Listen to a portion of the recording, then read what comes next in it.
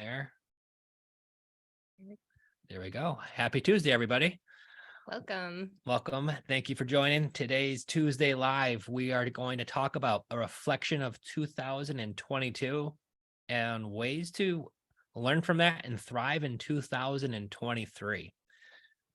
Super excited to be here today. Thank you for dropping in the chat box below, everybody. If you are joining us live, where you're all from. I know we're going to have some great questions at the end, so can't wait to answer those. So looking into 2023 and moving forward, I always like to gauge that on what was 22 like?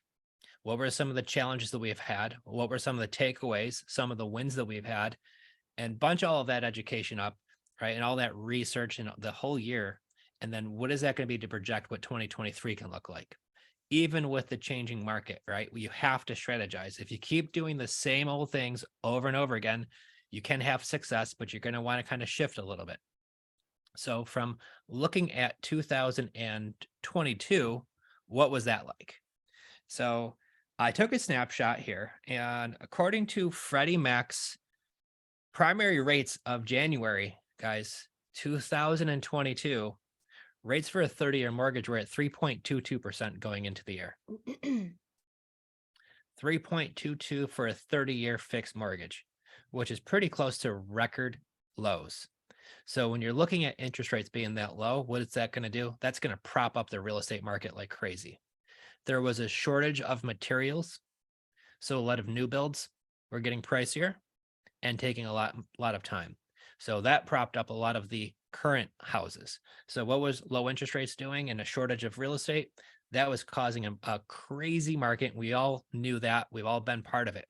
Where houses, if you were the lucky buyer and you were buying on the MLS, you were usually spending 20 to 50,000 over asking. And I've heard of cases of being hundreds of thousands over asking. So, and that's where you were considered lucky. Why? Because interest rates were 2 or 3.22% on average. So what does that do in the beginning of the year? Market was hot. I remember talking to sellers where a seller just bought a house 4 or 5 months prior. They did nothing to the house here in Florida, and they want 150,000 more for it, right? They bought it for 600. They want 750 for it 6 months later, and they did nothing to the property. I would almost laugh, and then they'd put on the market and get it. And then I would just be shocked because they were right. The market was that insane. They literally moved into it and then moved out of it in 6 months. And we're getting 150,000 more than they just paid for it. So when you're a buyer and you're buying real estate, that makes the market very challenging to find and buy deals. However, if you do a deal, they're usually easier to sell. So you do have that benefit going. But on a downturn, this is where some of those investors find some challenges. It's easier to get lucky at that point. But when a downturn, you got to really stay to point what's happening in the market. So fast forward, the Feds decide they're going to start raising interest rates, hitting it hard in June. Is really where the market kind of shift halfway through the year. And that's where we started seeing some of the shift in the market.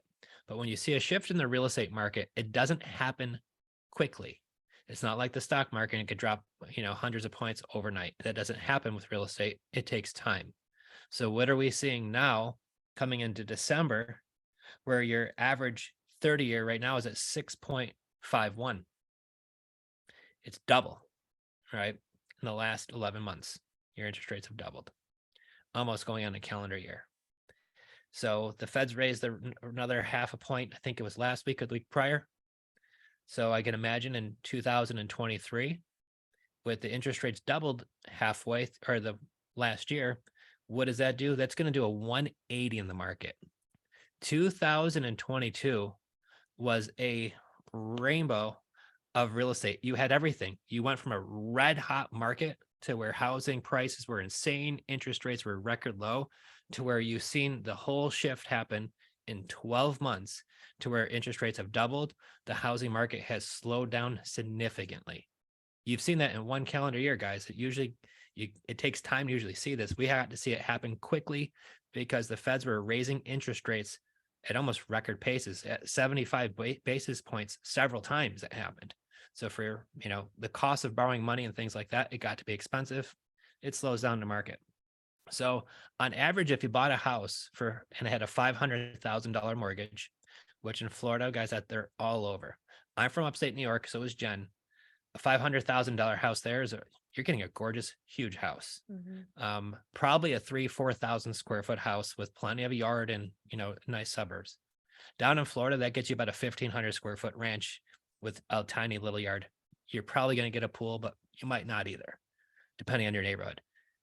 At 322 compared to a 6.15 rate, that's the difference of about $900 a month in your payment. Your finance charges go from 280,000 to over 500,000 in finance charges. So what does that do when you're paying back the bank? $596,000 in total finance charges versus $280,000 in finance charges. Guys, that is a swing of $316,000 in finance charges. So yes, you can refinance, but as all we know is your first handful of years are mostly front loaded with high interest payments. More of it's going to go towards the rate than towards principal. So you can refinance in some years, but the other thing what a lot of folks aren't talking about, and I see a lot of, even Dave Ramsey was saying this, so I'm going to kind of throw a little bit of, crap at him about this, because they say buy a house now and refinance when the rates go back down. That's great and all, but what happens if the values drop and your house isn't appraising for a refinance? Guys, that happens all the time, especially if you're buying right now. Think about it. Houses 6 months ago were at an all-time high pricing, highest than they've ever been in the history of humans. Was just 6 months ago, was June. So even if you're buying almost quite at the peak of anything and it's kind of going down, and it looks like it's been, I'm no analyst, but take a look at it, the numbers don't lie. If you were to buy a house now and you have a 6.51 interest rate, you're paying mostly finance charges, and in 5 years you decide you want to refinance it, the house still has to have the right loan to value and it still has to appraise out. And if it doesn't, you can't refinance it. So when they say buy high, marry the house, but date the rate, yeah, that's great and all. But that depends on what the market's looking like too. Because I've seen a lot of folks who can't refinance and then they're stuck with this high rate and this high payment. So it sounds good in theory. And that's where we come in and rescue them. And we do a lot. And this is kind of the point where to buy a house now, the terms have to make sense. The deal has to make sense. And this is where I see the advantage of creative finance moving forward. And this is why for 2022, it was a fantastic year. It's a lot easier to buy deals and find deals now. And so what we're forecasting for 2023 as a lot of sellers who are going to be in situations where maybe putting it on the market doesn't work for them because of the falling prices and how long houses have been in the market, there's a lot more opportunities that are going to come across our desk now than ever. I've seen a lot of investors say recently that if you see other investors on Facebook and they're bragging about how easy it is to make deals, that they're full of crap. And they're right. Guys, it's not easy to do deals.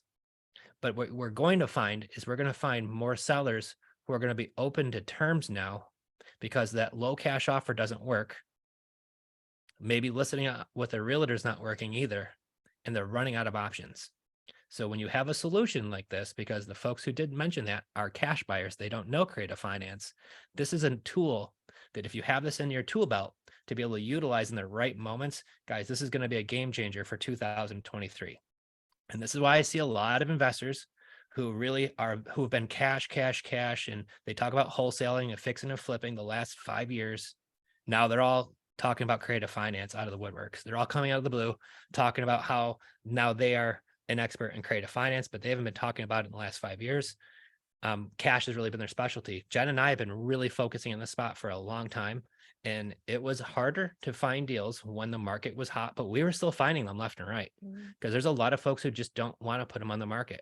But now you're going to run into situations where some folks, even if they wanted to, that solution may no longer work. And this is why we come in to really help people. So one of the tools that we're going to create that we're going to share on our website for you guys is a creative finance deal analyzing tool. Everybody always says, including our own team, including our own students, including myself. I have a seller who says yes to terms. He says, yeah, you'll do a deal. I'll do a deal with you guys. But I need to analyze that deal to see if it makes sense. So we're coming up with a tool that you could spend about 4 or 5 minutes plugging in all of the details, and it's going to spit out your formula if this is a good deal, a bad deal, an ugly deal, or a really, really good deal. And you're going to be able to do that with under 5 minutes. And I bet you if you get it used to it, it's only going to take you 2 or 3.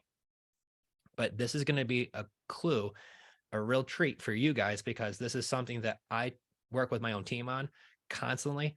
And this is how we're analyzing these deals. When I see a deal and the formula is hitting really, really high, boy, I want to get that deal under contract as fast as possible. If I see a deal where the numbers are low, well, where do I need to be to make that a win? Sometimes it's getting a lower down payment or other things. And we're going to share that with you guys coming very soon. So we're happy to share that. But it's really going to be when you have a seller say yes to these deals, what do those look like? Going into 2023, that's what we're going to go over. More deal analyzing, more deal structuring, and how to find some of these deals for yourselves too. And we're going to share, like right now, guys, I will share one good one for you. If you have a realtor in your area, or if you are a realtor yourself, I would be looking for expired listings right now like crazy. Expired listings weren't a thing usually a year ago because there weren't many. They usually were selling quickly, right? Unless the house was wildly overpriced. And even then, people were still buying them. But right now, if you have houses that where you're finding properties that are expired listings, that's a great free lead source. Find the person, skip trace them, look them up on Facebook, whatever it is, send them a message. I saw you had a house recently listed. It didn't sell. I'm interested in buying. Is it still available, or did you find a buyer yet? But expired listing, guys, those are free. Find a realtor in the area that you want to buy and ask them to set you up for an email where everyone that comes up in your area is an expired listing. You get an email. So just dropping a little bit of nugget for you guys to get some of these free leads. So wrapping up 2023 or 2022, I'm sorry, interest rates start to rise. Houses are sitting on the market longer. I'm seeing price drops $10, $20, $30,000. I've seen price drops of $400,000 or $500,000, and the houses are still sitting in the market for sale. So obviously we're seeing these interest rates are starting to cripple the market. Typically, it's going to do the high-end stuff first. The medium homes, that first-time home buyer price range, wherever that is that you live, those will usually get affected the least amount, but they still will. But you know, that young couple who gets married, they're still going to buy a house anyways, even if rates are a little higher, because they're not looking at that super high-end stuff typically yet. And people who want to downsize, the same thing. But we're seeing a big impact on the high-end stuff. I've got folks that we've talked to in our CRM now, because we do a lot of follow-up. We've got 6,000 sellers in our CRM. And we do a lot of follow-up. And the constant follow-up, what I do is I look at our old conversations with these folks. And some of them will have, like, and I'll give you an example. One young lady has a house in Miami, Florida. It is turnkey, beautiful. The thing is absolutely gorgeous. She said originally she wanted $850,000 for it, and she would not take a dime less. This was in April.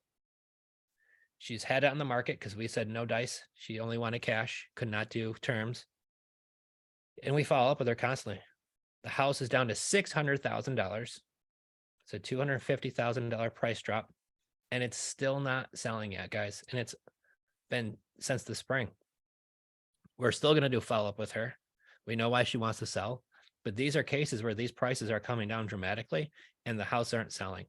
So the end of the year, if this was 1 year ago, she might have got that number for it, right? But by putting house on the market the wrong time of year, it's really going to be slowing down. So as the end of the year market slows, what are we going to look forward to next year? Well, I think we're going to see more of this. I see a lot of my cash investor friends who are saying, if your business hasn't been impacted by this downturn, you know, like, what are you doing? And the one thing that we've always done, and the way our script is built, so if you have our script, I would highly recommend, you guys, you don't change it. We do 100% messaging through our script, and we only get on the phone with the folks who we need to. right? We look at our first three questions, and our first three questions are going to be very powerful. We don't ask them really that much, but why are you selling? How soon? And those questions. But we do 100% of our messaging. And then once we get to our last question, which is, the terms, we always ask, are you open to terms? And if they aren't, we will always ask next, what's for cash then? But we have a lot of our deals where the deal qualifies, all the numbers add up for a cash deal, but our seller's also open to creative finance or seller finance too. So I'm going to write it up as both. I'm going to write up as terms at that same price that I could also pay cash for if I find either I'm going to take the deal or I'm going to sell it to somebody else. But if somebody else wants that deal, they're going to have the opportunity to go either way. And that's powerful, especially when you're maybe, assigning that deal to another investor or considering keeping it for yourself, because those are some of my favorite deals. And I'll explain why at another time, but we have been really doing well with those. So where I was going with 2023, I think we're going to find a lot of these folks who are going to be in a situation where they've maybe already listed the house. What I have seen is a large increase in incoming leads where the seller has a house for sale and it's been on the market with a realtor and it's not selling. Most of our properties, most of our leads were off market. House was not listed with a realtor. They were coming to us off market property, and we're still getting a fair amount of those. But I've seen a huge influx of houses that are listed with a realtor and they're not selling it, and the seller is getting frustrated. And it's so funny. And I have a lot of realtor friends, and I know you guys bust your butts. And I know it's not easy out there.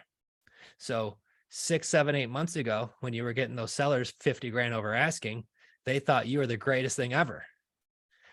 Now their tunes change. Oh, my realtor sucks. They're not doing their job right. Right. I hear that constantly. And I'm thinking, man, if you sold your house a year ago, you would have said that same realtor was the greatest person ever because they got you 50 grand over. Now they're trying to list your house for an appropriate price, but the market's changing and that's not happening. And now the seller's tunes are completely changing. They went from hero to zero overnight. I still love my realtor friend. He's fantastic. He does a great job. We just did a deal in Rochester, New York, where one of our students did, and I don't know how she just got $60,000 over asking. Absolutely amazing, and we can't wait to share that story with you. That at a further date, but our student is basically going to be making about low 90s on a deal. And she just did a clean out of a house. That's all she did. Bought it and cleaned it out. She didn't do it. She did it all virtually. So, but nonetheless, I think we're going to run into a lot of these situations where sellers are going to be coming to us wanting to sell their house. House isn't selling in the market and they're frustrated. So once again, guys, chase those expired listings because that might have already been listed with a realtor. It didn't work out. Those are going to be A+ leads right there because those people are going to be frustrated.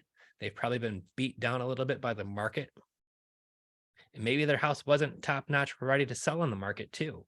Because usually what we've noticed when we're trying to sell one of our properties, if it's turnkey and beautiful, those will generally sell and move a lot faster than the ones that need a little bit of work, right? Because they will see all the TV shows and they want to have it as their own house and they want to move into that house, the one they could put on Instagram and all the stuff.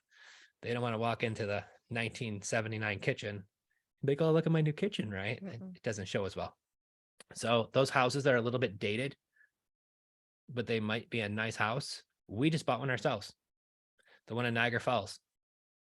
If you look at the house, it's a nice house. It's got a lot of yard, huge yard, Niagara Falls, New York. It's what, 1,500 square foot house, huge garage. It's heated, big driveway. Somebody spent a lot of money on new concrete for the front porch and things like that. But if you look at the kitchen, it's clean. It's really nice. It's just not super modern, right? Now that seller sold us that house with $1,000 down. We took over the rest of his payments for the next 29 and a half years. He just bought the house, never moved into it. Realized after he bought the house to update some of the bedrooms and the kitchen, it was going to cost him so much money, plus making the mortgage payment. He said, I'm not even going to move in, sold it to us right away. So with that being the case, he wanted to list it on the market with the realtor. The realtor says you can't sell it for what you owe on it, plus my fee. you'd have to walk away paying tens of thousands of dollars, which he did not have. So he didn't know what to do and reached out. We bought it with $1,000 down, covered just some closing costs. So you're going to find more of these situations coming across your desk. So for 2023, a lot of the things that we're going to be focusing on are folks, and our avatar seller is somebody usually who's recently purchased a home, who has little to no equity, who wants to or really needs to sell it. Think about that, guys. And I'm gonna write that one down. That doesn't mean that's going to be every one of your sellers, but usually it's somebody who bought a house in the last handful of years. And it depends on where you live. We had a quick, fast, high appreciation down here in Florida. We find a lot of deals all across the country. So in places like Pennsylvania, places like upstate New York, Ohio, Indiana, a lot of the Midwest, they did have a small increase, but it wasn't like house prices literally doubled overnight like they did here. It's insane. So a lot of these houses where if you bought a house for, $120,000, they still might owe close to that and they're not worth a whole lot more. And a lot of these places, especially in the Midwest, especially in those places I just mentioned, they cash flow really nicely.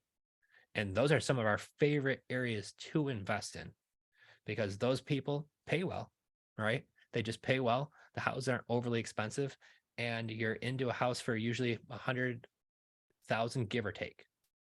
And there's not a lot of super fast appreciation in those markets. Now here in Florida, you can find those, but you have to be careful because in the Florida market and some of these other big places like Arizona and Phoenix, Las Vegas, you're going to see, I think, some pretty big price drops. I don't think it's going to be 2008. I was chatting with Ron LeGrand about what his feelings were, and he was mentioning he thinks it's going to come down pretty bad, but he says, I don't think it's going to be as bad as 2008. And I kind of agree with him on that. But I do see record inflation, like what he said, and these interest rates jump up. And he said the same thing. He was like, guys, this is getting real the season for doing creative finance and doing these terms. Pretty house business is what he calls it. And this is one of his favorite things. Mm-hmm. And especially if you're going to buy the houses. So the thing is, when we're looking at these deals, it's going to be about your structure. And I will give you one bit of advice. The one thing that I pay very close attention to on every single deal. And these are some characteristics of some things you're going to want to write down to make sure you're into a good deal. But number one is your cost of entry. We give you guys our worksheet on that. Get it if you don't have it already. Your cost of entry worksheet, you need to fill that out literally on every deal. Your cost of entry means how much cash is it going to take me? Now, if a seller says, I'll do it with $1,000 down, I would love to tell y'all that it's only $1,000 down, but it's not. Okay. It's $1,000 down plus $4,000 or $5,000 in closing costs, plus 3 payments of $1,500 a month because I allot that, an insurance policy, utilities. Oh, Niagara Falls just got a lot of snow, so I'm paying somebody to go plow the driveway. I got to pay somebody to go hang up signs around town. So when you really truly figure in all the different factors of your true cost into a deal, you got to add it all up, guys. So it's not just $1,000 down. I wish it was. So you got to check your cost of entry. Where I'm looking at deals right now that I'm keeping are properties that I have a low cost of entry that are cash flowing, that I have a really long term on. So do I care that I bought his house in Niagara Falls for the top of the market? Do I care that the property that we just bought in Niagara Falls, if I'm buying at the top of the market and I were to listen, I can't even get that much money for what I owe on it right now. Do I care about that? No, because I have a turnkey house that cost me a couple grand out of pocket that I'm going to put in a tenant buyer. And after I put in my tenant buyer and I get my non-refundable option deposit, I've got no money tied into the deal. Because I know in a property it's 250,000, I'm probably going to get close to a $20,000 to $30,000 non-refundable option deposit. So if I add up my cost of entry and I'm at 12 grand, but I get 20 grand down, the minute I get that $20,000 down, that's my money to use. We're going to get tax on it. So my cost of entry now is 0 into that deal because we put in tenant buyers.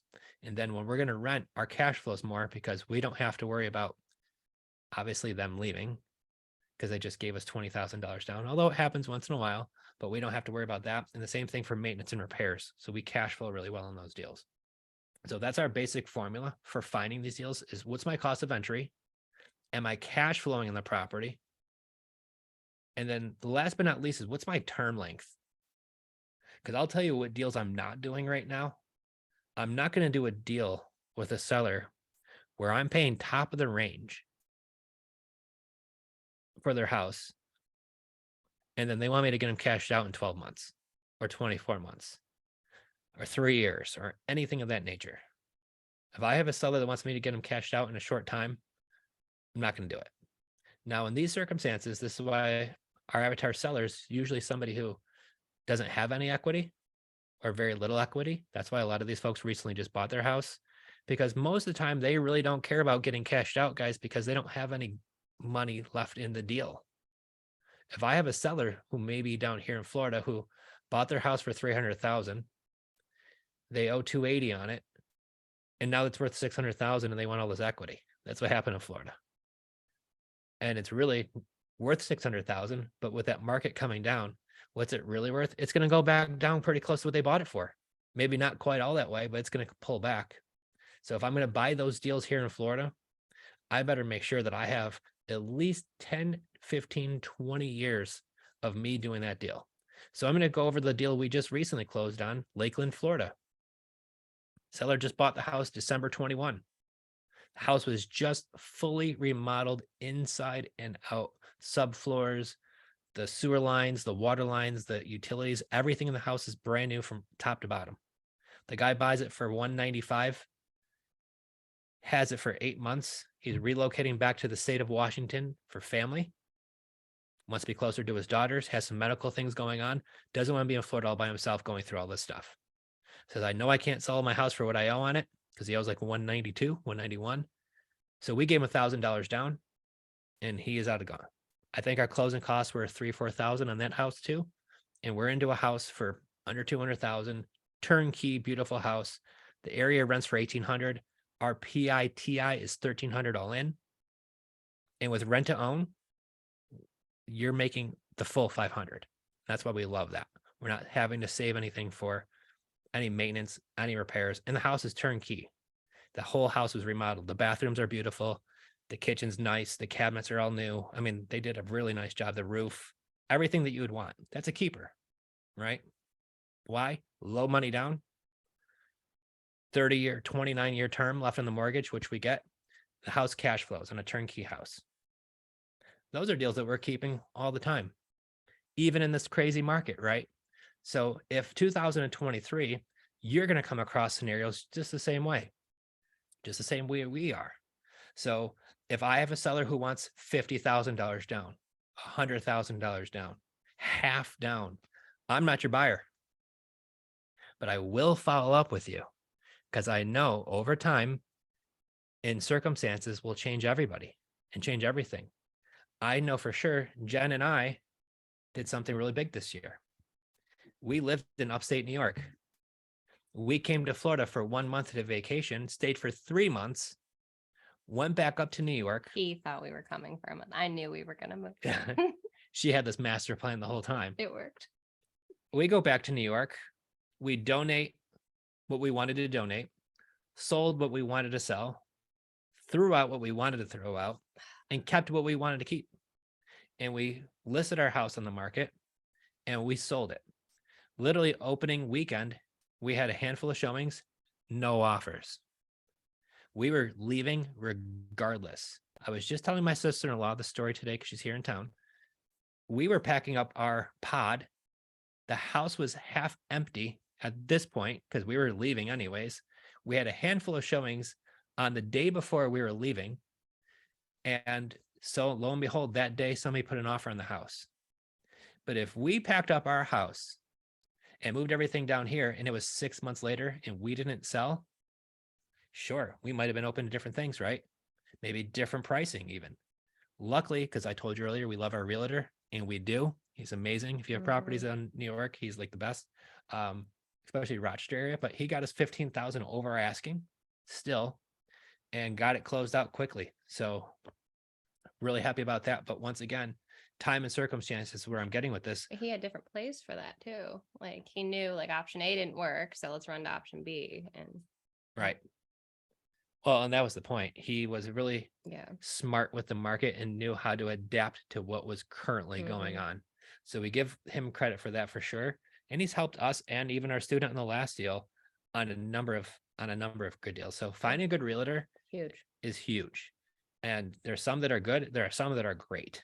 If you can find a great one, do that. That's key. 2023, one thing I will say for sure is, you want to surround yourself with your team. Having an attorney, title company, contractors, people you're going to count on. You're going to want to surround yourself with A players. I was in a mastermind 2 weeks ago.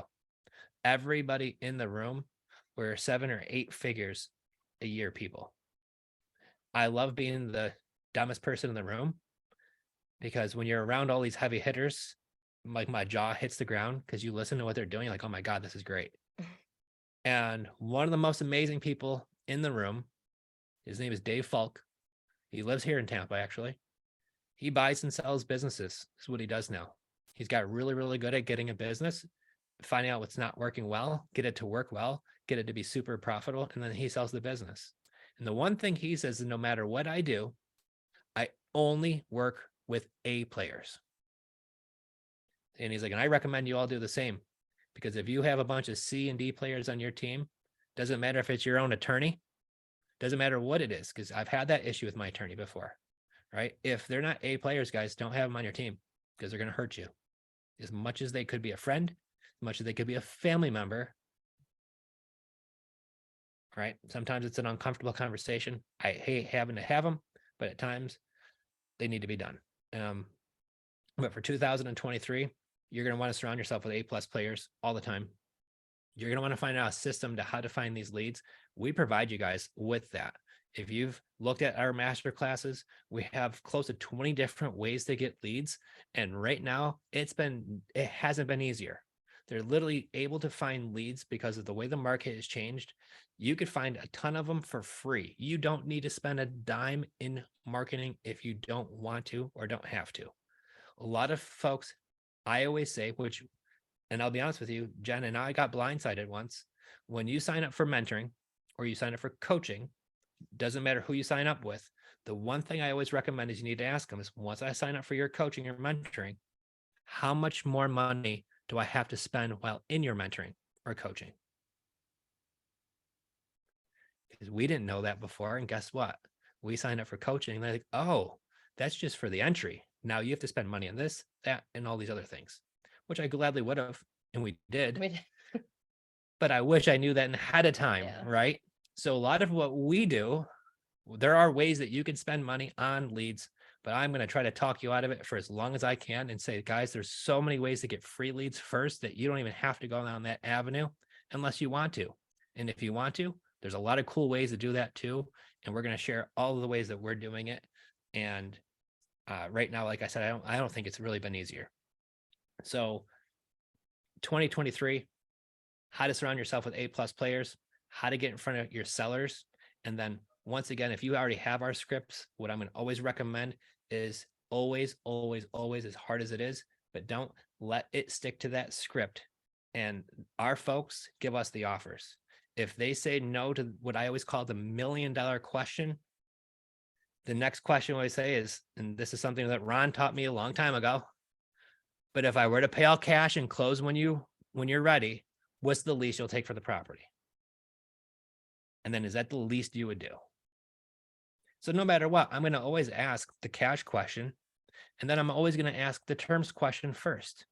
Everybody says we have it backwards. I don't believe that at all. But we're also not the ones out there throwing out offers, because I see a lot of stress and anxiety and frustration from, folks online who are, I don't want to submit this offer. I don't want to be rude. And they're shocked when I say, well, we don't submit an offer. We ask a series of questions and the sellers truly make us the offer. And then, like Joe is saying, he's now creating this amazing calculator that'll really help decide, is it a good deal or not? And obviously then there's always room for negotiations, but that's a really great point that you're bringing up. And that's where I learned from a lot of great negotiators. And if you listen to a lot of that, is they don't usually submit the first offer. You always hear the first one who speaks loses and all the other things too, right? But it really is, it's truly the art of having your sellers present you the offer, and then you get to pick and choose which ones that you like and you don't like. And if there's something that you do like, you can negotiate that to something maybe a little bit different or better. If there's one in that gray area, there's going to be some sellers who'll say, I'll sell you my $500,000 house. I'll sell it to you on terms. You could take over my monthly payment. I want $300,000 down. And I'm like, no deal, right? So even if it is even if they do say yes to terms, guys, that doesn't mean it's a great deal. So we want to give you some tools to help you analyze that and to figure out what it is. Now, what if they say, I'll sell you my house for $500,000 and I want 300 grand down and it's worth 1.5 million? Well, now we're willing to take a closer look, right? Obviously, it all depends on the structure of the deal. And we're going to dive into that a lot next year, because there's a lot of ways that we're able to put these deals together that you couldn't imagine. I'm going to share a quick one. I like to share recent deals. Okay. I don't like to give you hypothetical situations. I was at Ron LeGrand's studio. They're doing a live virtual event. They're doing deal breakdowns. I'm sitting on the couch next to Ron as he's in the chair. Dive in virtually is one of our first coaches. His name's Tony Pearl. Guy's amazing. One of his current students has a deal in Queens, New York. So if any of you know, it's right outside New York City. And they have a deal there. They do some research. They find out the house is worth $700,000. It's pretty turnkey. Doesn't really need a whole lot from the pictures we have. Unfortunately, there's a squatter inside, and the owner had it as a rental, but they don't want to deal with the squatter. They'll sell it for $420 cash. They owe $320 on it. So the seller's ideal situation is what? They want to walk away with 100 grand and not have to deal with the squatter. So the young lady's got this deal under contract. My old coach says, we're running into an issue trying to find an attorney in New York. I said, hey, I've got a great one. I'll send you my guy. Gave him some leads there who they're actually using my guy on a few deals now, I found out. And Tony's super grateful of that. So I'm glad it worked out. We do have an amazing attorney in New York. But lo and behold, the one structure I had was they have it under contract for 420. They're trying to find a cash buyer for close to 500,000. The student's looking to make, a nice paycheck. I threw out the solution, and this is how I like to structure our deals, guys. If you listen to the situation, we have a seller who has pain. It's not a house that they live in. It's a house that they own, but there's a squatter in there. So my solution would be to pitch it to the seller. And this is where I brought it to my coach. I don't know how they left off, but that I would buy it for 420. I'm going to pay your closing costs. I'm going to take over your monthly payment. And then I'm going to evict the squatters in the meantime. And then I'm going to clean the house out. And then I'm going to list it on the MLS right away. And then when I sell it, I'm going to make a little something. I'm going to handle the squatters. I'm going to take over your monthly payment in the meantime. And then once I get all this done and squared away, I'm going to pay you your $100,000 and pay off the 320 owed to the bank. Because these people, obviously, they probably want the money, but their bigger pain point is the squatter inside the house that they just don't want to deal with, right? And if you live in New York, it's not easy to do. Now, me personally, if they agree to that and I have that deal under contract, the first thing I would do is I'd go up to the squatter's house and I would ask them or send somebody or call them or find a way to get a hold of them. And I'd probably start off an offer with $5,000 to get them to move out. I'd probably even pay them $10,000 to move out just to get them out of the house fast and make sure they don't ever come back. And because I pay you $10,000, tell all your squatter friends to stay away from the house too, right? Stay away. I would clean that house out as fast as I can, and I would list it on the MLS. And we're having great luck with right now, and I'll share with you a few success stories of what we've been doing recently. Is I don't want to do a fix and flip, and I don't want to do a fix and flip in 2023. And especially these big rehabs that are full gut, big house, old house. I will forewarn you to please stay away from those unless that's like what your lifelong goals to do and you want to do it. Great, knock yourself out. I'm not doing them. I would recommend you shouldn't either, because those big jobs take time. And as the market is falling, they say don't catch a falling knife for a reason, right? So if you're going to be buying a house, spending money into it, having some surprises along the way, because that always happens when you do a big full rehab. We've done them. There's always surprises. You could be in a situation, right? And a lot of times where a lot of folks got lucky is what happens if you got in a situation where you're starting to rehab a house and next thing you know, you have to pull a different permit and it's an extra month or two. Well, you might have to pay your money lender a little longer, if not it's your own cash. But the way the market was trending up, if it was another month or two, the house usually was going up in value so rapidly, it didn't matter. People were getting lucky in this crazy up market 10 months ago, 12 months ago, because the house might have took longer. Now, the other way, right? Your values are going down. So what I've been doing, what our students have been doing, is we've been buying these houses either with terms, and if we do pay cash, I make sure the deal is so darn good when we're paying cash for it that what we do is we buy the house with cash or mostly on terms. We do a quick clean out. I've already talked to realtors in the area, so I know the minute we close on it, what I'm going to list it for. I know who I'm going to list it with and what our plan of attack is. So one of our houses that we just recently did, we bought it here in St. Pete, Florida. It's a 1,200 square foot ranch. I figured the ARV is probably worth 350. The wholesale number is probably the low twos. We had it under contract for 170. The seller says, I need cash. We can't do terms. I need my money because I'm buying a new house in South Carolina. I don't want to list on the market. I know the conditions are rough. I just want to go. We got to the 170 price. I said, that's fair. I wrote a check for it. We've got $3,000 in closing costs. We paid somebody $600 for a clean out. I did put on my Instagram on accident that we had a cash buyer at 230 until the cash buyer at 251 came in and paid 251 for it. So we sold that house for cash, 251. Our buyer paid all closing costs when we were selling the house, and we closed on it within like a week. That's why we love Florida, because you literally close on houses like in a week down here. It's insane.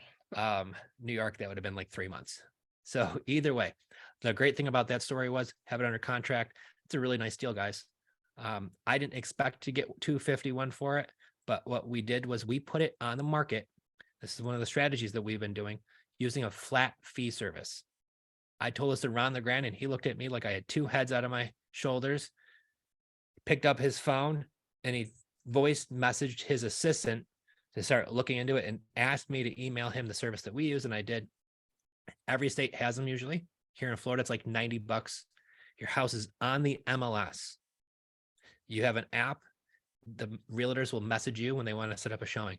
It was that easy. And the person who found the deal didn't go through a realtor because they just found it on the MLS and reached out to us directly. So we had no realtor commission on that deal, but yet it was on the MLS is where we found our buyer, and they paid $251 over asking for the property. So once again, these are some of these strategies that we've had having great success with. One of our students recently has a deal in upstate New York. We have the contract she did for $92,000. Another thing, $3,000 in closing costs, has it for $95,000. Paid $2,500 for a clean out. Much maybe like utilities, things like that, but not much more. Listed on the market for $140,000. So with a realtor, who's that realtor friend we talked about, she told us at first she had an offer for $165,000 cash until the offer at $205,000 cash came in. And the only thing the young lady did with this house was found a house where she did a mailer. Seller says, I want to sell it. Her and I got on the call with the closing call. She was one of our students at the time. We locked up the deal for what we thought was the appropriate number. Seller is fine with that number because you don't know what the market's turning into. And from what I'm seeing, houses that were turnkey were selling for $200,000, but this is grandma's house. It was a nice house, but there was stuff everywhere. But after you cleaned all the stuff out and gave it a good cleaning, you see the hardwood floors, it actually turned out really nicely. And who would know that it would still get that far over asking, even in today's market? Guys, that deal just happened 2 weeks ago. We were in Disney. 3 weeks ago is when that was going on. So even in today's market, it depends on where you are. And the market's still hot if you have the housing priced right. But what was that? once again, that's a house that we price them right. We're just doing cleanouts, listing them on the market. So if you're going to see some of these opportunities, a fix and flip versus doing that, I would much rather wholesale a deal or do that right now than get into a big job myself. If I'm going to do a fix and flip, it's going to be something where I might do some flooring, a little bit of paint, but I'm not getting to much more than that. I don't want to have a lot invested into these deals, especially because the way the market is changing. So that's where I think your forecast for 2023 is you're going to find sellers on terms that you're going to be able to get into at a low entry fee that you're going to be able to cash flow in for a long term. I think any of these cash deals or deals that you're going to have to be in and out of quickly, these are ones I would stay away from the big rehabs. I would try to stick to the lighter stuff or just do the typical buy it right, clean it out, list it on the market right away, have the realtor in place, have all of your guidelines in place so you know what you're going to list it for, you know what you're going to make on the deal. And before you list it with that realtor, I always ask them the same question. If I were to list it with you, do you already have any buyers who would buy it at that number or higher? And if you have a realtor who says yes, that's your person. That's your guy or lady, right? So this is one question of if I talk to a realtor and they say, I think you're going to get this for your house. And I ask them that question, they say, oh, I'm clueless. I don't have anybody. Maybe I'm not talking to the right person, right? But what I do is I typically look for somebody who has some recent sales in that area. That's who I'm looking for. I want to find a realtor who does some fair amount of business and especially who's done some recent sales in that area. So I'll go on Zillow, look at what's recently sold in the last 6 months, and I'm looking up who that realtor was. And if I see their name pop up more than once, that's who I'm calling, right? Because there's people who specialize in certain areas. So these are going to be some of the gifts and little nuggets I'm dropping for you for 2023 to still do deals, even in a down market, and actually how you're going to thrive in that market. Because I'll tell you what, for the goals that we're going to set for ourselves, they're going to be very lofty because I think the lead gen is going to be easier. I think we're going to come across more opportunities.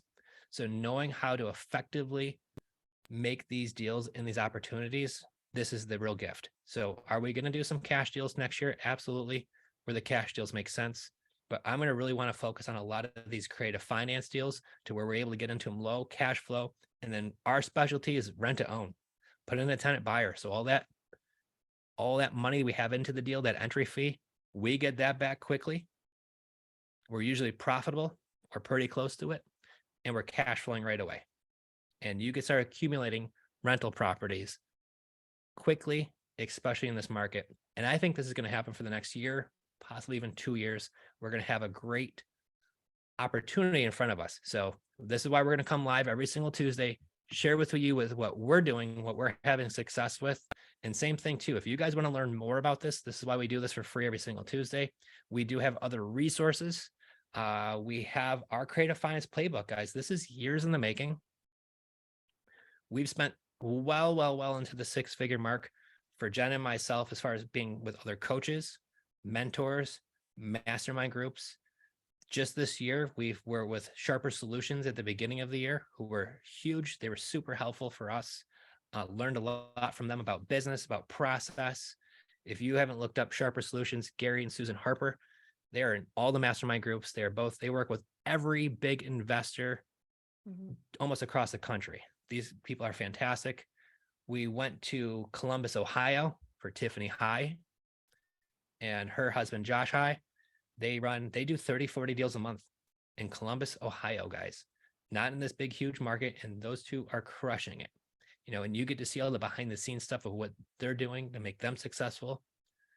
We signed with Family Mastermind. Family Mastermind, there's not even 300 investors in it. It's very small, but these are all heavy hitters from around the country. This is the one I went to where, I love to be, like I said, the dumbest guy in the room. And I really get to feel like that.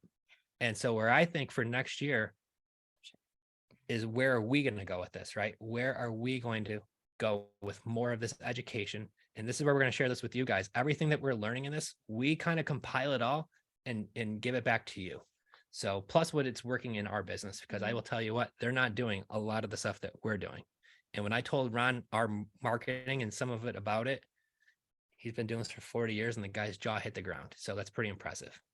And then also, we've done 3 different rounds of private mentoring. So we've really seen what works in different markets and for them, and what doesn't work, quite frankly. And we want to really be able to do this playbook, in the sense that it's going to be the hybrid where we're getting to go live, but also there's online modules. So you can learn at your leisure within those few weeks, and then come live with us to ask the questions, and it'll be an intimate setting, because we will cap it. And so it's really exciting to be able to do that as well. So big things happening, but yeah, like Joe says, our goal is to continue to put ourselves in rooms that we are definitely the dumbest people. Funny goal, but it's true. You want to be surrounding yourselves with those who are doing big things. And I'm going to share a cool video that I have with Ron about that I got from him just sitting next to him when they were doing their live event, of just this one technique that I sat next to him. The way he breaks this down, and my head exploded. How when you put in a tenant buyer, how when that tenant buyer eventually cashes you out and you have that big back end check, he's like, you have the choices of paying taxes with that check, or you do this. And he explained how to roll it into a 1031 exchange, how to put that money into 3 different houses by buying them on terms. Then once you buy the house on terms, the 1031 is gone. He's like, then when you collect that large non-refundable option deposit, that's yours to keep. And then he explains how it's all tax. The guy, when he shows you this thing, I was like, holy cow. And he's like, if you want to take $100,000 and I'm going to share it. I'm going to break it down so it'll be easy for all of you guys. My head was exploding with like, holy cow and joy. So this is why I really recommend, it's the same for all of you, is get yourselves in front of other people who are doing what you want to be done, right? And then find out, make sure that they're actually doing it.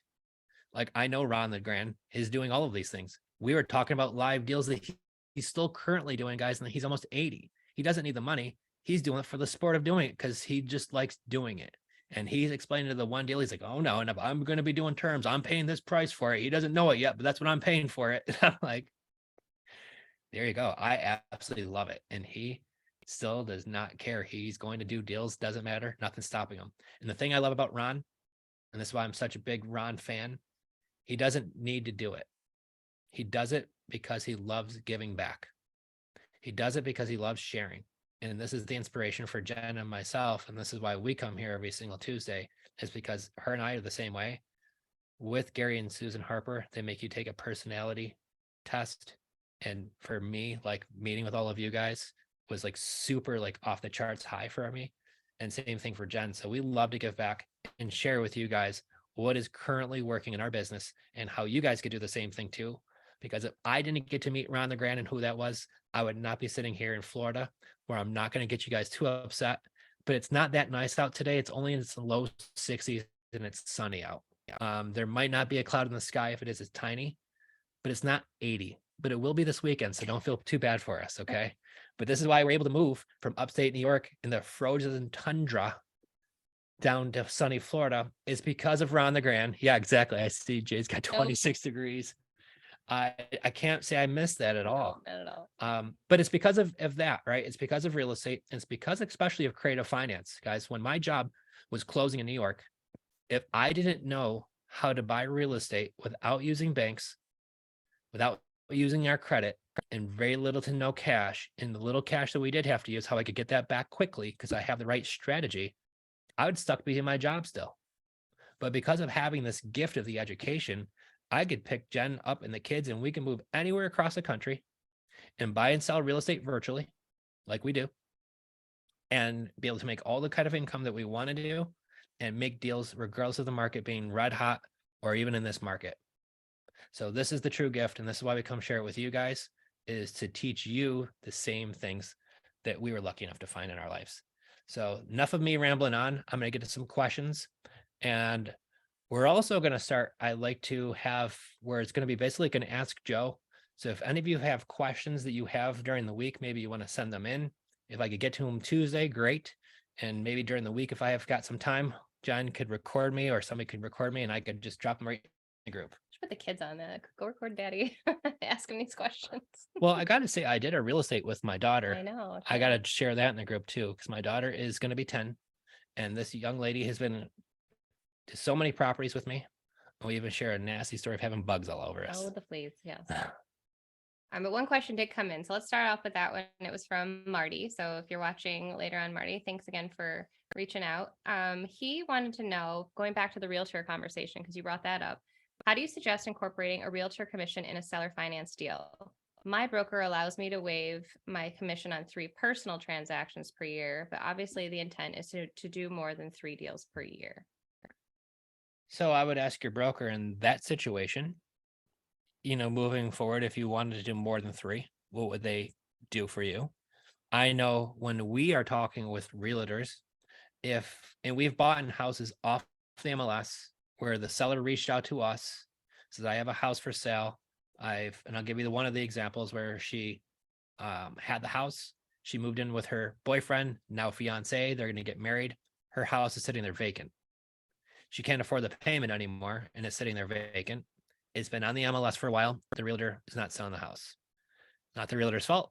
It's just what's happening, right? So she reached out to us, said she'll do terms. We did not know it was listed on the MLS at first. She said that she'd be open to terms. She said, here's the address, and I will do that. This is what I owe. This is what I want for the property. Immediately, we look up the property on Zillow, find out it is listed.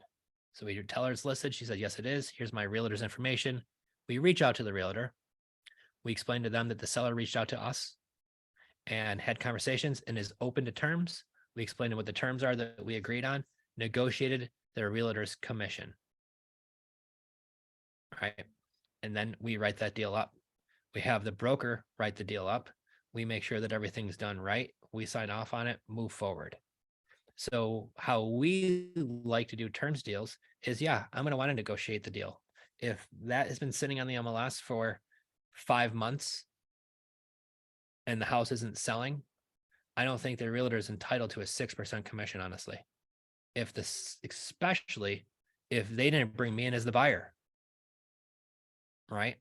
And especially if I'm not being represented by a realtor on my side. Because I could just say, John's my realtor and he gets half my commission now, or half the 6%, right? So it doesn't benefit anybody. So I try to figure out a win-win that's a good thing for me, that's a good thing for my seller and for the realtor, because I need to get them to get paid something. But what I do tell the realtor is, if the seller's open to terms, let's not make their commission be the only thing stopping this deal from moving forward.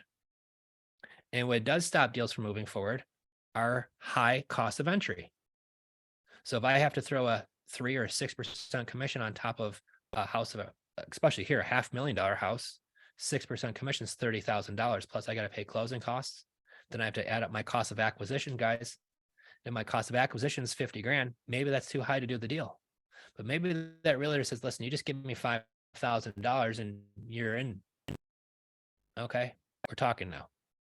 Right. So I want to find something that the realtor can live with, that the realtor is happy with, but I don't want them to have their commission be the only thing stopping us from moving forward on a seller who maybe really needs to sell their house, right? Because we're all on the same page here. We're trying to help a seller. We're all trying to make a little something and move on with the deal. So that's how we approach realtors. And one of my favorite things right now, you go on Zillow, look for houses that are currently for sale. There's keywords, type in owner finance, look at all the houses, type in seller finance later on in a different search. There's more houses for sale. What those houses are saying is that they're usually open to seller financing, right in the ad, listed with a realtor. They're everywhere. And there's a lot more of them. The ad might say, we'll seller finance with 20% down. Maybe that's when they wrote the ad and you look at there and it's been listed for 112 days. Maybe they'll do a different number now, right? So I don't look for the freshies. I don't look for the ones that just hit the market. I want to go to the actual ones that have been in the market the longest. Those are going to be the best ones, or the ones that recently expired, like I said earlier.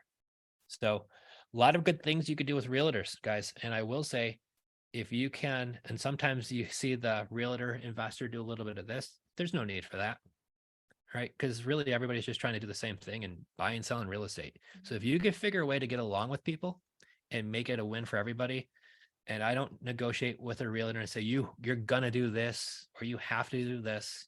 I try to figure as a win-win for them, right, too. And I always know that you could attract more bees with honey than vinegar. So remember that when you're talking with folks, is to try to make it about them, but make it that, everything has to work out well. And I hope it does. But you're going to find a lot of deals, I think, with realtors right now. And if you can get in with any realtors in your area and any brokerages and say, guys, if you have any of these deals that are coming across your desk where the seller needs to sell their house and they might have to write a check at closing because they don't have any equity, before you list it, let me know, right? Or if you see any of these, let me know. That's what I'm looking for right now. And I will say for sure, the connections you're going to make, it's about relationships, about finding those A+ players like I talked about. Because if you find these realtors, you're going to get leads for free, where you're going to be the only person that helps them. So where I would do on your own social media, as I would say that, guys, if you have any sellers who need to sell their house and if they have little to no equity, I still buy those deals. So don't let those stop you from making that. Like, reach out to me. I'm the person who buys those deals. Little to no equity, who needs to sell their house. And I'd be plastering that now. I want all my realtor friends to see this. And I will tell you, I am a little bit of a realtor groupie, because anytime I see somebody who's a realtor, I send them a friends request. I want to be a friend with every realtor True around, story. because now when I put that stuff out there, it's been super helpful. Mhm. So great question. Yep. And then the other question Marty had was, where do you obtain the money for the monthly payments when you get a property either subject to or seller finance? We get the monthly payment money from our tenant buyers. When we install a tenant buyer, they're the one making the payment.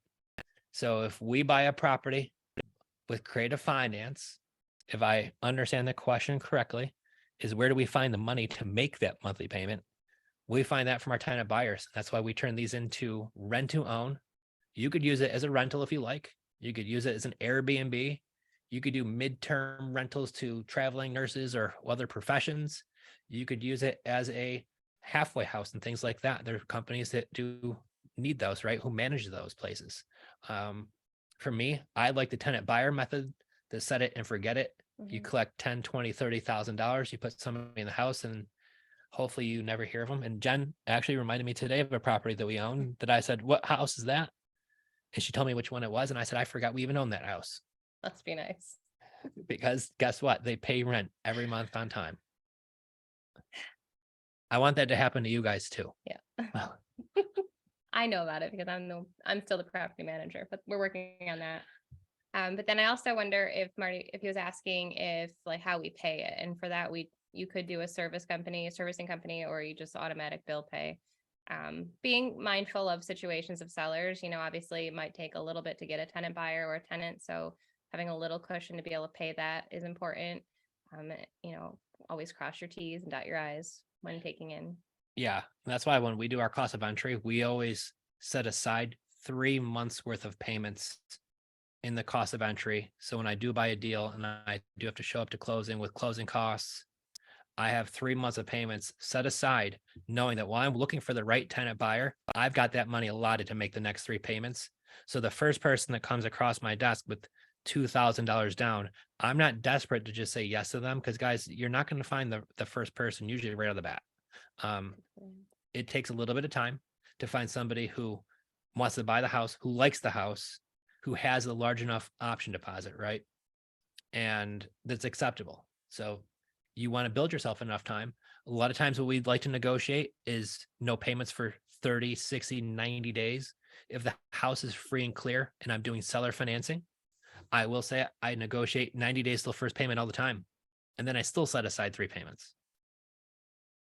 If it's a house that I'm taking over their existing mortgage payment because they can't make it anymore, I'm going to have to start taking over payments a lot sooner, right? Obviously, I can't say no payments for 90 days when they're struggling to make it right now. So use your heads. Be creative. Be creative. But on those free and clear houses, guys, 90 days is why I try to negotiate every single time. Yep. All right, Ryan, thanks for coming today. It was so nice to see you. Your question is, have we had any deals where we've bought on a wrap and the dreaded lender calls the note due or due on sale clause? So we have a situation going on right now. So we haven't, to answer your question, but we do have a situation right now where the bank reached out recently and said, we want to see a copy of the trust agreement, because the property is bought under a land trust and they want to see a copy of the land trust agreement. because that's who the property's deeded to. They haven't called the loan due. I've talked to our seller. She's the one that sent me the information. We're going to send them the right copy of it and put that to rest. If you do have a bank, which everybody's so terrified of to have happen, what happens if they do? Guys, I am not worried at all because I chatted with Ron about this and I already had a lot of these up my sleeve anyways. And when I talked to Big Daddy, the godfather of real estate, he reconfirmed I can call him Big Daddy. He is Big Daddy. And he's amazingly tall. I'm 6'2", guys. And I know he says that he's tall. Boy, he is tall, Ron the Grand. But either way, he confirmed what I was saying is correct. Because I said, I could just do this, or that. And he was like, yes. So I can show them a trust agreement. And if that all goes well, fine. I can also have the house deeded back to the seller and then rebuy it on a contract for deed or a land contract. Wherever you are, they have different terms. And all of that means that I bought the property. The deed stays in the seller's name, but it gets put into an escrow account that the property sold. And so therefore, the property is still in the original seller's name. They cannot call the loan due. I can turn around and sell the house back or deed it back to the seller and write up as a lease purchase. I could do that too. I like doing land contracts. I like doing land trust agreements because the flexibility and versatility of changing things quickly and easily, I could just reassign the beneficial interest and do things like that and make it very easy. So other trainings, things like that. But well, you're kind of answering Tico's question that was, are you taking down sub 2 deals in a trust? If so, why not? Or if not, we always do. We take them down. We have the beneficiary of one of our LLCs, and you can reassign the beneficial interest very easy on a land trust and quickly versus having to redeed things and do stuff like that. But we really don't do sub 2. So when we buy it, the sub 2 name is very popular. And even Ron Legrand was saying you should still buy them on a wrap mortgage, because with a wrap, all you're doing is you're creating a new mortgage, which is just an agreement, but it's the agreement between you as the buyer and the seller directly. And it's just so if they ever want to qualify for a mortgage later on, it's much easier for them to do that. And there's ways there. It's in the technical things, but you could have them do the same thing. It's just a wrap mortgage is a little bit more beneficial toward your sellers. Yes. It's very much more beneficial to your sellers. And when the Godfather of Real Estate says you should be buying them on a wrap, he does that for a reason. You listen, right? All right. Jared has a great question. With high interest rates and potentially declining price points, how are you pitching to someone on a lease option? What if there is uncertainty in future qualification? Well, we let them know that we give them time, right? So maybe interest rates are high right now and they're going to want time to let the interest rates drop. Until then, you're able to move into your future home.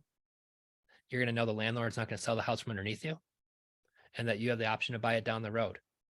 And our tenant buyers, you're always going to find folks, and this is why we love the houses that are usually the median house price range is our specialty. Those are the bread and butter houses. And we will find folks who want to either move into those houses. Maybe they're getting their kids into a good school district. Maybe they're getting a smaller house or downsizing. One of the very first deals we did, guys, the folks were, handful of years out from retiring, had a house before, got into financial issues, lost it. We're living in an apartment complex. They told us they thought they'd never own a house again. They moved in the house. They gave us 10 grand down. They lived there for 5 years or so, and they bought the house, owned it, and we turned literally a renter into an owner. This is somebody who they thought they'd never own a house again. We got a nice check. They got a heck of a good deal on the property, and everybody made out well. So even in the market goes up or down, if it's shifting, I let them know that we're going to give them the time. So the benefit of that is when I'm working a deal and I'm buying it with seller financing, this is what I was alluding to earlier. I don't want to have a deal where I have to cash out my seller in 2 years or 3 years. I'm looking at a minimum of 10 years or longer. So if my tenant buyer gets put into that house for a 2-year term and they don't get it cash out in 2 years and they're paying on time and they're great people, I'm not going to kick them out. I'm just going to give them more time. I'm going to set them and forget them, to be honest with you. And if they get me cashed out year 8, they do. If it's year 7, they do. If it's year 9, they do. right? But I'm going to give him that time. Off topic, Tico's asking, do you guys know Andrew Schlegg?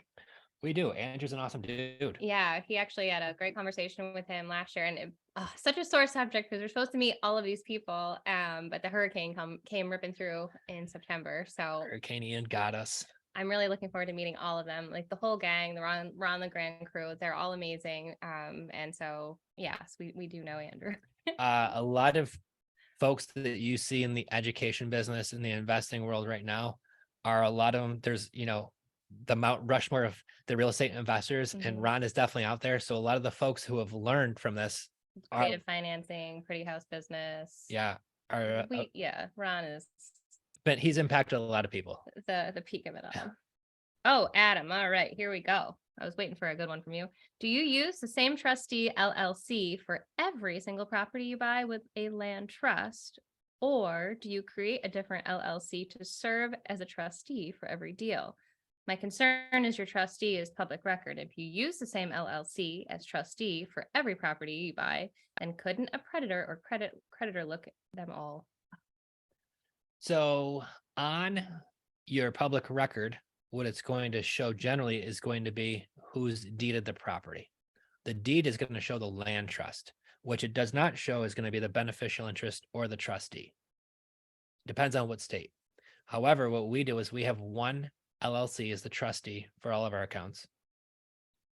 That is an LLC based out of Wyoming, which is a non-disclosure state. So our LLCs, which we'll do is we're going to have a state-owned LLC. So if we have a property in, say, New York, there's going to be an LLC in New York that's owned by an LLC that's based out of Wyoming. I know it gets complicated. I'm going to And point then- you in the right direction, guys. Go talk to Prime Corporate Services. So Prime Corporate Services is great service to use. They're great. There's others that you could use too. Right. But really what we do is we have a holding LLC that's based in Wyoming. Mhm. We're going to have all of our LLCs that LLC owns in each state. And then we have one LLC based out of Wyoming that is the trustee for all of them. Yeah. And this is a really big topic on one of the modules. We're really going to get into that, like talking about protecting all of your assets. How to structure and protect your empire. Because guys, we've been sued, right? I've got the letter and I'll probably show it. Letter. There was like packets. Packets. Like novels. We had this goes against everything I typically do. So I really think I don't want to sound like a jerk when I say this, when they say there's no good deed left unpunished, but what the heck, right? So when we do rent to own, we don't supply you appliances Never. ever. It's against like what we do. But we had a tenant buyer moving to this house and there was a refrigerator in there and it wasn't working great. So I looked at Jen and said, hey, let's put a new refrigerator in there for our new tenant buyer and let's get off. Gentleman, he's got little kids moving in, big warm hearts, and it's winter. Let's get off to a good start. So with that being the case, we pay for a refrigerator, gets delivered. A year and a half later, we get a letter in the mail from an attorney saying you're getting sued because the guy who delivered the refrigerator slipped and fell in the driveway and hurt his back. It's been out of work. A year and a half later, guys. So of course we submit to our insurance company. We don't even have that insurance company anymore. And that insurance company says, well, wait a minute. This guy's had this happen before. He fell down a flight of stairs already on the job and injured his back. So this guy has a history of falling down on the job and hurting himself. But this one, they decided to pay him $250,000 when we were told he had no case. But they figured, why not just get this done with and pay him rather than drag this through court? So they did. So get really good insurance, number one. And number two, do not put appliances in. And I will tell you where our mistakes lied is we had it under a land trust, but we had the LLC as a beneficiary interest in New York. And we had the other LLC as the trustee in New York. But in New York, it shows who owns those LLCs. So does it show my name on the lawsuit?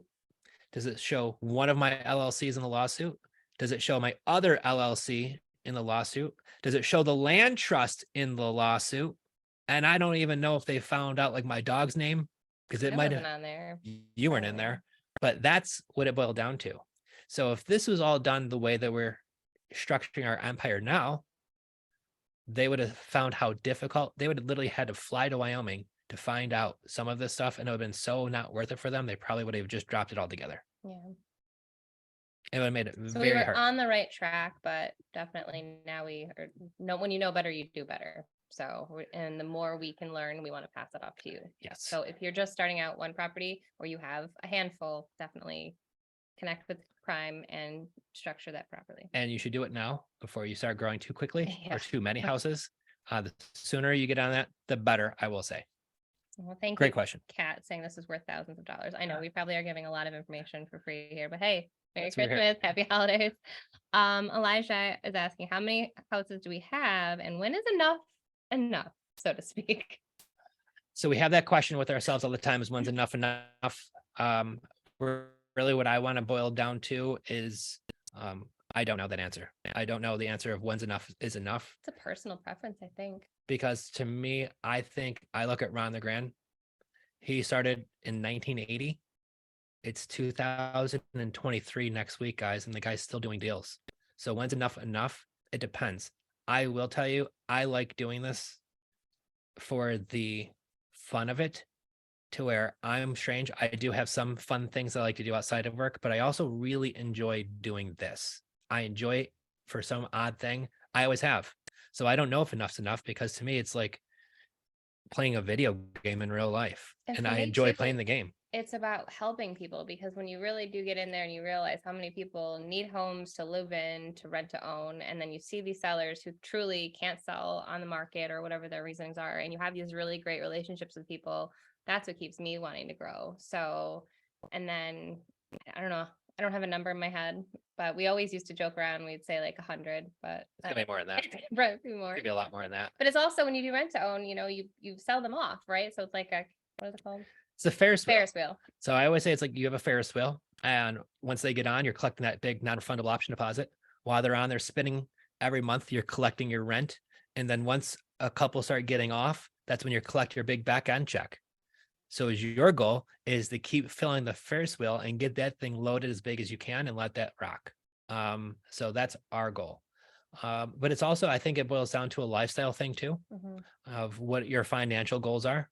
Our average profit per door is very high because we don't have a lot of the expenses. So we're probably closer to the $600 range per door. So if I know I want to back into what I want my yearly or monthly expenses to be, right, I'm going to be able to do that by how many doors I want. But I also think of too, and I hope I don't sound too weird by saying this, but there's people who are in a jam everywhere across the country.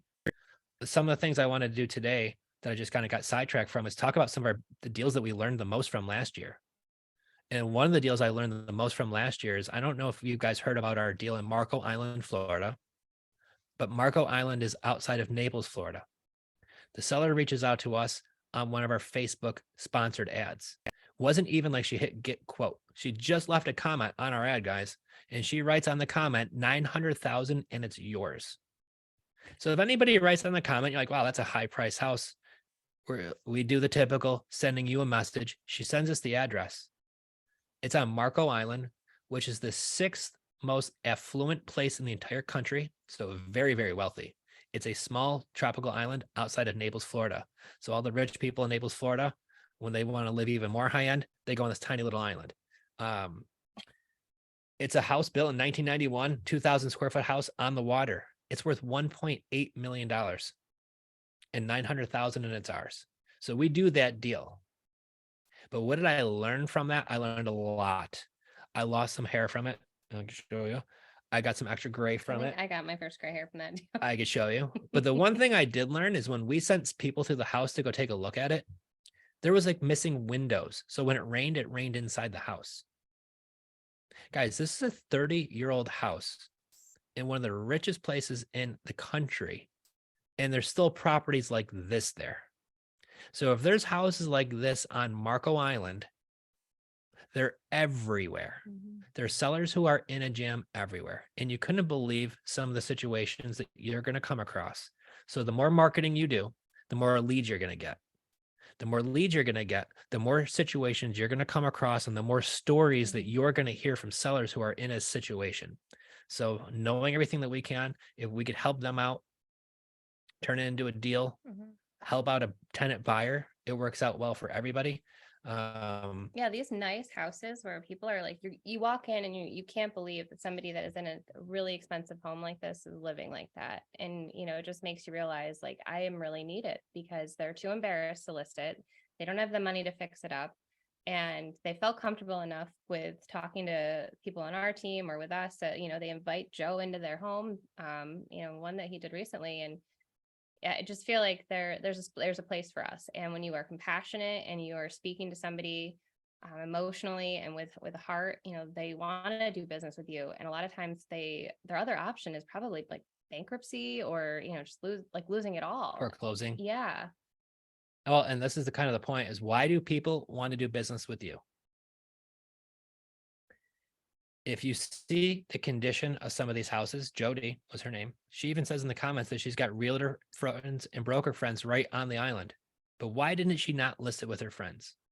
Why did she reach out to us and want to sell it with us rather than list it with one of her friends? And I will tell you guys, a lot of times I could attest to this. We had to get our house market ready to sell it. When Jenn and I came down here in March, when we were planning on coming back beginning of April, we did not plan. Maybe she did in the back of her head and she just never told me the part of the plan, which is very possible. This is all up to her scheme.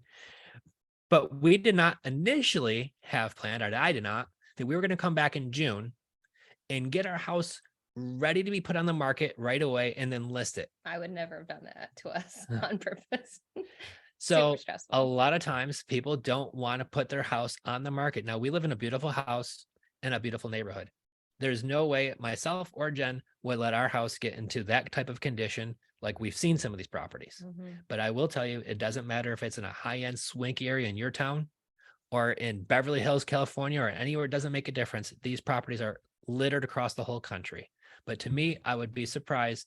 I'm not surprised anymore of seeing the condition of some of these houses. So sometimes they're embarrassed. It really comes down to that, the stuff, the condition, and it's that pride, right? Like, I mean, even having a dumpster and just like filling that dumpster with stuff in our house, I was like, how did that happen? 15 years worth of that much stuff. I mean, we did a little remodeling and stuff, but oh my gosh, it's a lot. So remember to put yourselves in the seller's shoes. If you haven't sold your own house or you haven't lived in a condition like that, which most of us have not, you have to really kind of look past of what you would do and realize that they need the help because of other reasons. Right. So sometimes they're embarrassed. Sometimes they don't want their friends, their family, their neighbors to see the condition of their house.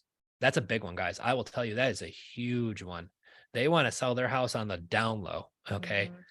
Speed and convenience is another one. Sometimes they don't want to have to go through all the things. Sometimes they don't have the ability or the money or the resources to do the clean out or to have my wife drag all this stuff out into the dumpster because that's what she did for like 3 weeks straight. But I near killed myself. It was so heavy. But that's kind of the point, guys. So why will people want to do business with you? It's so many reasons. And then why wouldn't they want to like flip your mindset like that? Yes, completely. So all right. A last one here I will take, and then we'll probably scoot on out. Kem says, you should know I live in Rochester. My question is how you comfortably start investing out of state rentals and what resources I should know before pulling the trigger. I'm concerning on managing them, maintenance, and contractors if I need work before renting out. Thank you again for your free education and all that you provide. Thank you for tuning in, first of all. So for me, I was gonna say second, that was last week's. We did a whole on buying virtually, right? We did. Yeah. So I would say definitely go back and watch last week's on YouTube if you haven't already, but you can throw some tips at them. So once again, we buy on terms. And this is what Ron LeGrand said too. He's like, how do you buy all these properties virtually, Joe? And he was leading me into it because he knew, because I'm not using my credit. I'm not using my banks, and I've got very little to no cash into these deals. Usually it's very little. So for me, if I buy that house and the seller has usually taken a lot of pictures, and if the seller's unable to, or they're not in the area, can I pay somebody $100 to go take pictures and some videos and send them to me? Sure can. Right. So after I've seen pictures and videos of the property, and I'm buying usually on terms, which means a lot of these are usually pretty close to turnkey houses. Jenn has what's called the the, lipstick type job where a lot of these might need some paint, Like cosmetics. like cosmetics, it's usually under $5,000. If that even, and generally we don't even like doing that because we paint the walls one color, They go in and change it. they go in and change it, and you just spend all this money for no reason. So we let them paint whatever color they want to do. So when we buy out of the state, part of the second part of what we do is how are we going to, what's our option now we own this property? For us, we love tenant buyers with rent to own because we're not responsible for the maintenance, the repairs, the utilities. There's no management involved because our tenant buyer is doing all of that. I'm not worrying about vacancies because our tenant buyer is giving us a large non-refundable option deposit. So now I really don't have much money tied into the deal, and I have a rental property for the years in the making. If I'm going to keep it as a straight rental, you could hire a management company, but now you're hiring management. You're going to have to incur the cost of any maintenance. The hot water tank goes, a window breaks, or things like that. For us, if our tenant buyer has a leaky faucet, they don't call us; they call a plumber. If the hot water tank goes, we had that happen, guys. Now, I will tell you that's their responsibility. They're going to be the ones that fixes that. Or furnace. But I will say we have a heart. And last year, I don't know why, but every year for Christmas, Jen and I donate. This year. Both years. Last year, it was the week right or 2 weeks before Christmas. Tenant buyer says our hot water tank goes out. I know it's our responsibility, but I don't have the $1,200 to replace it. Lo and behold, Jen and I found our plumber to do it for $900. We paid for it. Merry Christmas. This year, different property. Tenant buyer reached out to us. The blower motor fan in their furnace no longer works, and that's $1,500. Is that what it was? $1,500. And it's 2-3 weeks before Christmas. They know it's their responsibility, but they don't have the money to spend that. So Merry Christmas. Here's your new blower motor. And we don't have to per all of our agreements, contracts, and everything. But if they are paying on time and they're good people, we do right. You got it, right? Yeah. We try to be passionate with folks and help people. And that's what it's really about, helping people. We could stick to our guns and say no, but we like to keep that relationship good and solid with our tenant buyers because it's a long-term relationship. And I believe that you'll get back what you give. Merry Christmas, right? And sometimes they ask for like a brand new air conditioner. No, go get one. Nope. I get like heat and hot water, like those to us are like, the hierarchy of needs there. Especially when it's like 20 degrees out. Heat's a priority for us. When you live in upstate New York and it gets warm like 8 times a year and they want central air, like if you want to get it, knock yourself out. Kat's asking if we buy it for them, are we responsible for that item? No. So for an example, this is why we also don't furnish with appliances. Once you take over one of our rent-owned properties, we typically have no appliances in the house. But if they do take over those appliances, we like to sell it to them for $1. Is the key word to do it. Sell it to them for $1. They could add it to the rent or pay for it separately. It's going to be $1. And the reason why I'm not responsible for it, I don't want to be the owner of it. The second part about it is, guys, like I told you before, if you haven't tuned in last time, we had a fire at one of our properties. The insurance investigator says, whose stove was that caused the fire? I said, that's my tenant buyers. He was like, wait, that's not your stove? I said, nope, we do not furnish these properties with appliances. So when they found out it was the tenant buyer's stove and the tenant buyer accidentally left it on, and that's what caused the fire, their insurance company covered the entire job and even gave us our $1,000 deductible back. And that claim did not go against us. So we do not give appliances in our tenant buyers' houses. If you own a 20-family apartment building, maybe that's a different story. But in a single-family home, even when we were just landlords renting single-family homes, guys, we never gave appliances in any one of our properties, even when they were just rentals. And everybody says, you're going to not have it's going to be harder to rent it. It wasn't. And if you can't afford a $600 refrigerator off Craigslist, I don't want you moving in our house. Yeah. Sorry. But again, at the end of the day, it's your business. So that's the really cool thing, is you get to do what you feel is best for you and the people that you're with, and have heart. So I think that's all. I'm really excited that you were here today. That, really shows that you are ready to tackle 2023 with some creative financing strategies and be super serious, because you've been here. A lot of you, I keep seeing reoccurring faces, so I'm super excited to start hearing some of the deals that you're doing. If you need help, reach out.